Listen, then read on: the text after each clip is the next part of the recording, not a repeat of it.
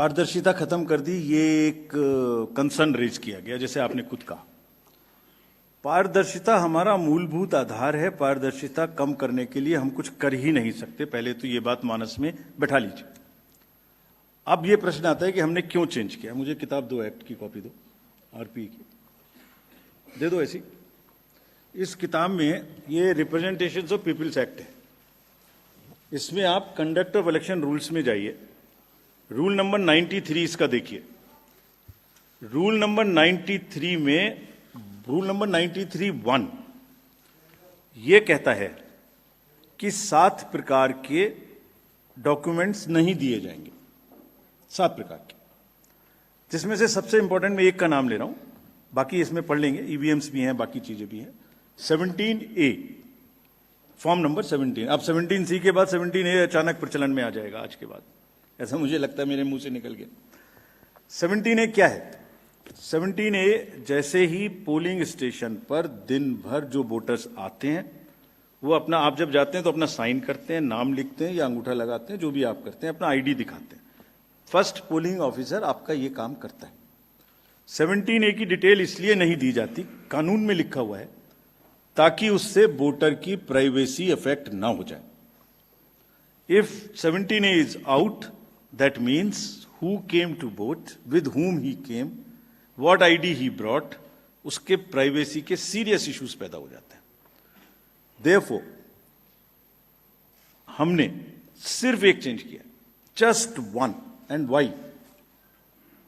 Whatever was available will remain available except one. अभी वैसे मुझे ये बोलना नहीं चाहिए ज्यादा, क्योंकि माननीय उच्चतम न्यायालय में शायद कोई केस फाइल हुआ है, अभी तक हमें पता नहीं लगा है। पता लग गया होता तो मैं नहीं बोलता। अभी फाइल होने की खबर आई है। सिर्फ सीसीटीवी कैमरे की footage inside the booth and outside the booth is not to be given, was never being given.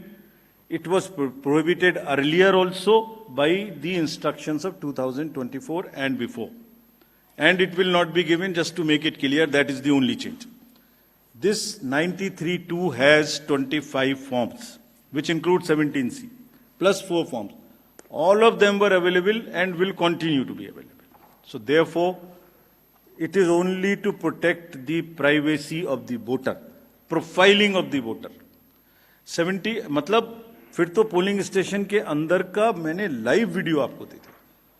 कैसे दे सकते? कितनी बड़ी सिक्योरिटी। जिसने वोट नहीं दिया उसका भी वीडियो मिल गया, फिर तो उसका भी पता लग गया, हर वोटर की फेस भी मिल गई।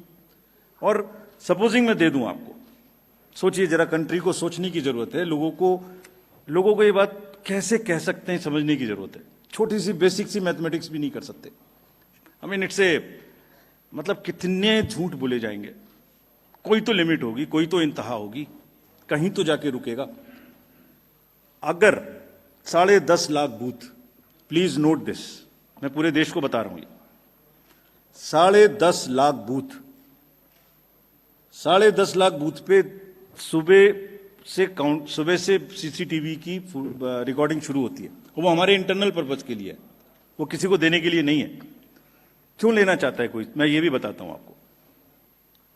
10 घंटे भी अगर मान लें हम, 7 बजे से 7 बजे तक की सीसीटीवी होती है, 12 घंटे, 10 भी मान लें, तो जरा अंदाजा लगाइए, 10.5 लाख बूथ की 10 घंटे की फुटेज का मतलब हो गया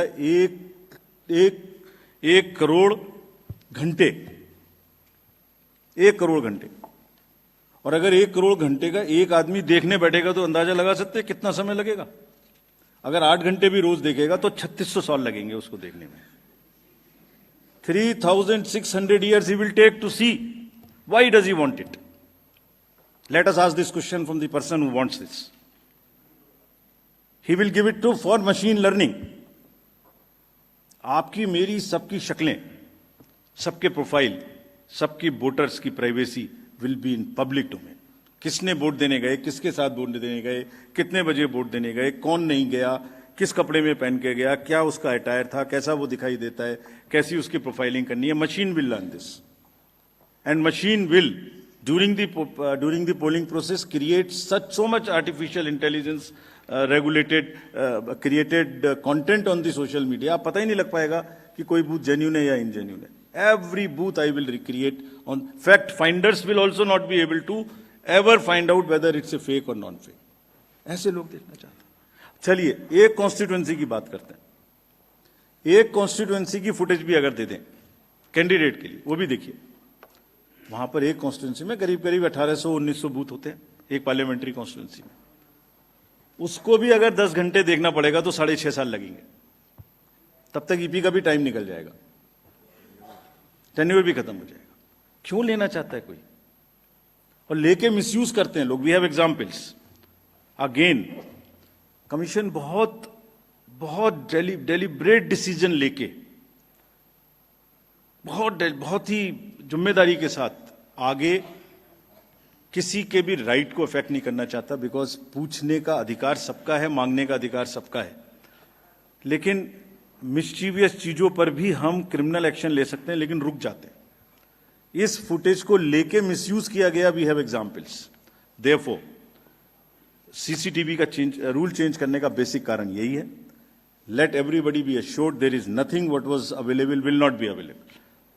we are making this thing. अगर अभी भी ऐसा लगे, अभी तो हमने किया भी नहीं, अभी क्या चेंज किया है? As prescribed in the rules. अभी तो प्रिस्क्राइब भी नहीं किया, पहले से पहले ही। जब प्रिस्क्राइब करेंगे तब पूछ लेना। जब प्रिस्क्राइब्ड है, वो मैंने बताया 25+4 93(2) में इतने फॉर्म्स मिलते हैं, वो मिलते रहेंगे। वो तो रूल्स में ही लिखे हुए हैं। We have not change it. So पारदर्शिता इज आवर बिगेस्ट फोटे। अगर कोई हमसे कहेगा भी कि पारदर्शिता खत्म कर दीजिए, हम नहीं करेंगे। We will request and develop and allow everybody to ask as many questions as पूछे। महिलाओं के विषय में प्रश्न पूछा गया। अगर महिलाओं के विषय में कोई भी गलत बात बोले, उसकी जितनी भर्त्सना की जा सके उतनी की जानी चाहिए। हमें ही नहीं, सबको मिलकर की जानी चाहिए, वोटर्स को भी की जानी चाहिए। इस तरीके के गंदे कमेंट्स नहीं किए जाने चाहिए। हमने बहुत स्ट्रिक्ट गाइडलाइंस दी हैं। अभी फिर मैं कहता हूं कि हम लोग अपने डीओस को क्रिमिनल एक्शन लेने से रोक रहे हैं। अगर हम ये शुरू कर देंगे तो ठीक नहीं है। Let voter decide, but we